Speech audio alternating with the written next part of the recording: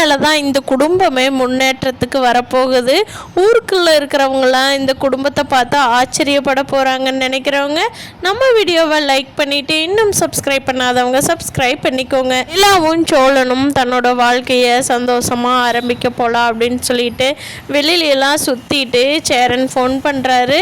வீட்டுக்கு வாங்கடா அப்படின்னு சொல்லி அப்போது சோழன் வந்து வானிலா வீட்டுக்கு போகலாம் அப்படின்னு சொல்லி வீட்டுக்கு கூட்டிகிட்டு வர்றாங்க. அப்போது எப்போ சாப்பிட்லாமா அப்படின்னு சொல்லி சரிண்ணே. எப்போ வெளியில் எதுவும் சாப்பிட்டு வந்தீங்களா? இல்லைண்ணே, சும்மா டீ தான் குடிச்சிட்டு வந்தோம். சாப்பாடு எடுத்து வைண்ணே, சாப்பிட்லாம் அப்படின்னு சொல்லி சோழன் சொல்கிறாரு. எல்லாருமே எடுத்து வச்சுட்டு சாப்பிட்டு சரி போய் படுக்கலாமா அப்படின்னு சொல்கிறப்போ இங்கே சோழனுக்கு ஒரே இதுவாக இருக்குது. நிலா நம்மளை ரூமுக்கு கூப்பிடுவாளா இல்லை பழையபடி இப்படியே உங்களோட தான் படுக்கணுமா என்னன்னே தெரியலையே அப்படின்னு சொல்லி சோழன் ஒரே யோசனையாக யோசிச்சுக்கிட்டே அமைதியாக நின்றுட்டுருக்காரு ஹாலில் ஓரமாக. இவங்கெல்லாம் பாயெல்லாம் எடுத்து போட்டு தலைவணியில் வச்சிட்ருக்காங்க. அப்போது நிலா டோர் சாத்தாமல் உள்ளே போனவங்க டோர்கிட்ட வந்து சோழன் தூங்கலான்னு சொன்ன கேட்கலையா வாங்க அப்படிங்கிறாங்க. ஓ சூப்பர்டா சோழா அப்படின்னு சொல்லிட்டு சோழன் சந்தோஷமாக ரூம்குள்ளே போகிறாரு. போனதும் வேகமாக ரூம் கதவை சாத்தின சோழன் நிலா பக்கத்தில் போய் பெட்டில் உட்காந்துக்கிறாரு. அவரோட தோள் மேலே எடுத்து கையை நிலா மேலே போடலாமா, ஏதோ அடிச்சு கிடிச்சு போடுவாளோ சத்தம் போட்டுருவாளோன்னு பயந்துக்கிட்டே நிலாவோட தோள் மேலே கையை போட போகிறாங்க. அப்போது நிலா நார்மலாக அதை எடுத்துக்கிறாங்க, எதுவும் பெருசாக கண்டுக்கல. பாருங்கள் சோழன் எப்படியெல்லாம் ரூம் டெக்கரேட் பண்ணி வச்சுருக்காங்கன்னு. அதனால தான் நம்ம வெளியே போயிட்டு வாங்கன்னு அண்ணன் அனுப்பிச்சி வச்சுருப்பார் போல்.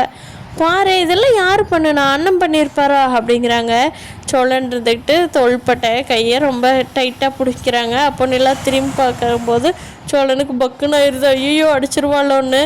போட்டுங்க ஒன்றும் பிரச்சனை இல்லை, நான் உங்கள் ஒய்ஃப் தானே சோழன் அப்படின்னு நிலா சொல்கிறாங்க. இந்த டெக்கரேஷன்லாம் அண்ணன் பண்ணியிருக்கிறதுக்கு வாய்ப்பு இல்லை நிலா, அண்ணனுக்கு இதெல்லாம் ஒன்றும் தெரியாது அப்படிங்கிறாங்க. ஏய் அண்ணனுக்கு தெரியாமல் இருக்குமா அப்படிங்கிறாங்க நிலா. எனக்கு தெரிஞ்சு பல்லவனும் பாண்டியன் தான் பண்ணியிருக்கிறதுக்கு வாய்ப்பு இருக்குது அப்படிங்கிறாங்க. என்னது பல்லவனா? அவன் இன்னும் சின்ன பையன் இல்லையா? நீ தான் நிலா அவன் சின்ன பையன்னு சொல்லிட்டு இருக்கிறேன், அவனுக்கு தெரியாது எதுவும் கிடையாது அப்படின்னு சொல்லி ரெண்டு பேரும் ஜாலியாக சிரித்து பேசிகிட்டே இருக்காங்க. சோழன் இனிமேல் வந்து உங்களோட வரவு செலவு என்ன பண்ணுறீங்க, எவ்வளோ சம்பாதிக்கிறீங்க, எவ்வளோ செலவு பண்ணுறீங்க, எவ்வளோ சேவிங்ஸ் பண்ணுறீங்க, இனிமேல் எல்லா டீட்டெயிலும் எனக்கு கண்டிப்பாக தெரியணும். இவ்வளோ நாள் நான் உங்களை எதுவுமே கேட்டதில்லை, இனிமேல் வந்து எனக்கு கண்டிப்பாக தெரியணும் அப்படிங்கிறாங்க. அது சோழன் வந்து கண்டிப்பாக நிலா நான் இனிமேல் உங்கள்கிட்ட சொல்லாமல் எதுவும் செய்ய மாட்டேன் ஓகேவா? ஒரு டீ வாங்கி குடித்தா கூட உங்ககிட்ட கணக்கு அனுப்பிச்சிட்றேன் சரியா அப்படிங்கிறாங்க. ஆமாம் சோழன், இனிமேல் வந்து நீங்கள் பாட்டுக்கு செலவு பண்ணிகிட்ருக்கிறதெல்லாம் ஆகாது, நம்மளுக்குன்னு கொஞ்சம் சேவிங்ஸ் பண்ணணும். அப்புறமா நம்ம சேரன் அண்ணாவுக்கு அங்கே வாக்கு கொடுத்துட்டு வந்தீங்களே சந்தாவுக்கு ஞாபகம் இருக்கா? லட்சக்கணக்கும் பவுனு கணக்கும் ஞாபகம் இருக்கா? அதுக்கெல்லாம் நம்ம எல்லாருமே சேர்ந்து சம்பாரிச்சு அடுத்து வந்து நம்ம இனி அதுக்கு அண்ணனோட கல்யாணத்துக்கு தான் ஏற்பாடு பண்ணணும் அப்படிங்கிறாங்க. சரி நிலா ஓகே, இப்போல்லாம் அந்த வரவு செலவு கணக்கு பேசணுமா, தூக்கம் வரலையா அப்படின்னு சோழன் கேட்கும். சரிங்க சோழன் இருங்க சொல்கிறதெல்லாம் சொல்கிறேன், அதுக்குள்ளே என்ன அப்படின்னு சொல்லி நிலா சொல்லவும் சரி நிலான்னு மண்டையை ஆட்டிகிட்ருக்காரு சோழன். நிலா சொல்கிறத அவருக்கு ஒன்றுமே காதில் கேட்கவே இல்லை. இதை புரிஞ்சுக்கிட்ட நிலா சரி ஓகே தூங்கலாம் அப்படின்னு சொல்லிடுறாங்க. நிலா சோழனோட லைஃப் ஸ்டார்ட் ஆகிடுது. அவங்க எந்திரிச்ச உடனே நிலாவுக்கே கொஞ்சம் ஷை ஆகிடுது. வேகமாக போய் குளிச்சுட்டு வந்து ரூமெல்லாம் க்ளீன் பண்ணுறாங்க. அப்போ சோழன் வந்து நல்லா பயங்கரமாக தூங்கிட்டுருக்காரு. அவர் எந்திரிக்க மாட்டேன்னு நிலா எழுப்பி பார்க்குறாங்க. அவர் எந்திரிக்கவே மாட்டேங்கிறாரு, பயங்கரமாக தூங்கிட்டுருக்காரு. அப்போ நிலா தண்ணி தெளித்து எழுப்பி விட்டுட்டு ரூமெல்லாம் டக்குன்னு க்ளீன் பண்ணுறாங்க. சோழன் எந்திரிங்க சோழன், அண்ணெல்லாம் வந்து பார்த்தாங்கன்னா ரூமெல்லாம் பார்த்தாங்கன்னா என்ன நினைப்பாங்க, எந்திரிங்க சோழன் சொல்லி சோழனை எழுப்பி விட்டுறாங்க நிலா. சோழன் எந்திரிச்சோடனே நிலா அதுக்குள்ளே எந்திரிக்கணுமோ, இன்னும் கொஞ்சம் நேரம் தூங்கிக்கிறனே அப்படிம்பாங்க. சோழன் கிளம்பி வேலைக்கெல்லாம் போக வேண்டாமா, இப்படியே தூங்கிட்டு இருந்தா அப்படின்னு சொல்லி எழுப்பி விட்டுட்டாங்க.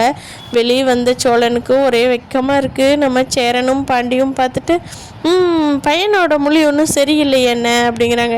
டே போடா, சின்ன பசங்களாம் அதை கேட்கக்கூடாதுடா அப்படின்ட்டு சோழன் வந்து ஃப்ரெஷ்அப் ஆக போயிடுறாரு. நிலா அதுக்குள்ளே சோழன் இன்னைக்கு ஆஃபீஸ் கொண்டு வந்து விட்டுறீங்களா அப்படிங்கிறாங்க. கண்டிப்பாக நிலா, நான் போகணும், அப்படியே உன்னை விட்டுட்டு நான் போய்க்கிறேன், நான் போய் ஃப்ரெஷ் ஆகிட்டு வரேன் அப்படின்னு சொல்லிட்டு சோழன் கிளம்ப போயிடுறாரு. சேரனுக்கு இதையெல்லாம் பார்த்து ரொம்ப சந்தோஷப்பட்டுக்கிட்டே சமையல் வேலையை பார்த்துட்ருக்காரு சிரிச்சுக்கிட்டே. பாண்டியும் கிளம்பி கடைக்கு போயிடுறாங்க. அங்கே வந்த வானதி, என்னடா பாண்டி, நேற்று சண்டை கட்டிக்கிட்டு போனனே, ஒரு ஃபோன் பண்ணியாவது என்ன பண்ணுற, கோவமாக போனாலே என்னன்னு கேட்கலான்னு உனக்கு தோணுச்சாடா, என்னடா நீ அப்படிங்கிறாங்க. வானதி, நீ ஏன் வர்ற, நீ ஏன் சண்டை கட்டுற, நீ ஏன் போகிற, இதில் நான் ஃபோன் பண்ணலின்னு சொல்லி திருப்பி வேறு சண்டை கட்டுற, என்ன நினச்சிட்ருக்குற வானதி நீ அப்படிங்கிறாங்க. சரி, உனக்கு தெரிஞ்சதே அவ்வளோதான் ஆயிடுச்சே, எனக்கு தான் உன்னை நல்லா தெரியுமே, அழுதுகிட்டு போனால் கூட ஃபோன் பண்ண மாட்டேன், இதில் நான் சண்டை கட்டிட்டு போனால் நீ கூப்பிடுவேன்னு எனக்கு தெரியாதா என்ன அப்படின்னு சொல்லிட்டு வானதி, ஆமாம் நீ என்ன பிஸ்னஸ் பண்ண போகிற, சும்மா வெட்டியாக சுற்றிட்டுருக்குற அப்படின்னு சொன்னீல்ல, நான் பாடுற மெடிக்கல் ஷாப் வைக்க போகிறேன் அப்படிங்கிறாங்க. வானதி, மெடிக்கல் ஷாப் பற்றி உனக்கு தெரியுமா, அதில் என்னென்ன இருக்குது என்ன ஏதுன்னெலாம் உனக்கு தெரியுமா, சும்மா எடுத்த உடனே மெடிக்கல் ஷாப் வைக்கிறேங்கிற, எப்படி உன்னை நம்பி வந்து எல்லோரும் வாங்குவாங்க அப்படிங்கிறாங்க. அதெல்லாம் என்னை நம்பி வந்து வாங்குவாங்கடா, நீ வேணா பாரு, நான் மெடிக்கல் ஷாப் வச்சு பயங்கரமாக சம்பாதிக்க போகிறேன், அப்போ நீ ஏன் சொல்லுவேன், எங்கள் அண்ணியை விட நீ தான் பெட்டர் வானதி அப்படின்னு உன் வாயிலே சொல்ல வைக்கிறேன்டா அப்படிங்கிறாங்க. அண்ணி கூட கம்பேர் பண்ணிக்கிட்டு நீ தேவையில்லாத விஷயம் பண்ணாத வானதி, நீ மெடிக்கல் ஷாப் வைக்கிறனா போய் ஒரு 2 மாதம் மெடிக்கல் ஷாப்பில் வேலைக்கு போ, அதுக்கப்புறமா அது வைக்கலாமா வைக்கக்கூடாதான்னு முடிவு பண்ணிக்கலாம் அப்படிங்கிறாங்க. போடா வேலையை பார்த்துக்கிட்டு, எங்கள் வீட்லேயும் இப்படித்தான் சொல்கிறாங்க, நீயும் அதையே சொல்கிற, நான் எப்போ வேலைக்கு போய் எப்போ வைக்கிறது, அதெல்லாம் எனக்கு செட் ஆகாது, நான் ஒன்லி ஓனர் தான்டா, நாட் லேபர்டா அப்படின்னு சொல்லிட்டு வேகமாக கிளம்பி போகிறாங்க.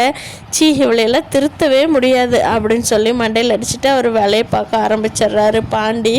நிலாவும் சோழனும் ஆஃபீஸுக்கு கிளம்பிட்டாங்க நிலாவை கொண்டு விட. அப்போது சோழன் சொல்கிறாரு, நிலா நேற்று இந்த கோயிலுக்கு வந்தோம்ல, லேட் ஆயிடுச்சுல, இப்போ கும்பிட்டு போகலாமா சாமி அப்படிங்க. சோழன் வாங்க போகலாம் அப்படின்னு சொல்லிட்டு போய் 2 பேரும் சாமி கும்பிட்டு வெளியே வர்றப்போ ஒரு சாமியார் வர்றாரு. ஏம்மா அப்படின்னு சொல்லி கூப்பிட்றாரு. நிலா வந்து திரும்பி பார்க்குறாங்க. சோழன் பார்த்துட்டு, நிலா வா போகலாம், அவர் ஏதோ சொல்கிறாரு, காசு எதுவும் இருந்தால் கொடுத்துட்டு வா அப்படின்னு சொல்கிறாங்க. ஏம்மா நான் உங்கள்கிட்ட காசு கேட்கலாமா, இந்த குடும்பத்தை காப்பாற்ற வந்த தேவதை நீமா, ஒரு குடும்பத்துக்குள்ளே இன்னைக்கு தான் காலடி எடுத்து வச்சிருக்கிற, உன்னோட வாழ்க்கையை ஆரம்பிச்சிருக்கிற, ஆனால் அந்த குடும்பத்துக்கு ஒரு பெரிய கண்டம் வரப்போகுதுமா, அந்த கண்டத்திலிருந்து நீ தான் அந்த குடும்பத்தை காப்பாற்றணும், ஞாபகம் வச்சுக்க தாயி, ஞாபகம் வச்சுக்கோ அப்படிங்கிறாங்க. நிலா அது என்னென்னு தெரிஞ்சுக்கலாமா, அது என்ன வரப்போகுது எப்போ என்னன்னு கேட்கும்போதே சோழன் வந்துட்டு, நிலா வா நிலா அப்படின்னு சொல்லி கூப்பிட்றாரு. நிலாவை வேகமாக இழுத்துட்டு திரும்பி பார்க்குறப்போ அந்த சாமியார் காணாமல் போயிடுறாங்க டக்குன்னு. அப்போ நிலாவுக்கு மனசுக்குள்ளே ஒரு மாதிரி யோசனையாகவே இருக்குது, இவர் எதனால் இப்படி சொல்லியிருப்பார், இந்த குடும்பத்துக்கு என்ன கஷ்டம் வரப்போகுது, ஐயோ என்ன வரப்போகுதுன்னு தெரியலையே, எதுவும் வராமல் இருந்தால் பரவாயில்லையே, ஆனால் எல்லாம் தெரிஞ்ச மாதிரியே சொல்கிறாரே நம்மளை பற்றி, உண்மையாக இருக்குமா பொய்யா இருக்குமா அப்படின்னு சொல்லி நிலா பயங்கரமாக கன்ஃபியூஸ் ஆகிட்டு வர்றாங்க. நாளையிலிருந்து இந்த குடும்பத்தோட வரவு செலவெல்லாம் கணக்கு போட்டு இவ்வளோ தான் செலவு பண்ணணும், ஆளுக்கு இவ்வளோ வருமானத்தை கொண்டு வந்து கொடுத்தீங்கன்னா தான் இன்னும் 5 மாதம் தான் டைம் இருக்குது, அதுக்குள்ளே நம்ம சந்தாவை கூட்டிகிட்டு வர்றதுக்கு எல்லாத்துனாலையும் எவ்வளோ முடியுதோ சம்பாரித்து கொண்டு வந்து மணி என்கிட்ட கொடுங்க, நான் சேவ் பண்ணுறேன் அப்படின்னு சொல்லி நிலா ஆர்டர் போட போகிறாங்க. பார்க்கலாம் ஃப்ரெண்ட்ஸ், அடுத்தடுத்து ஐயனார் துணையில் என்ன நடக்க போகுது அப்படிங்கிறத. இந்த வீடியோ பிடிச்சிருந்தா லைக் பண்ணிவிட்டு நீங்கள் என்ன நினைக்கிறீங்கன்னு கீழே கமெண்ட் பண்ணுங்கள்.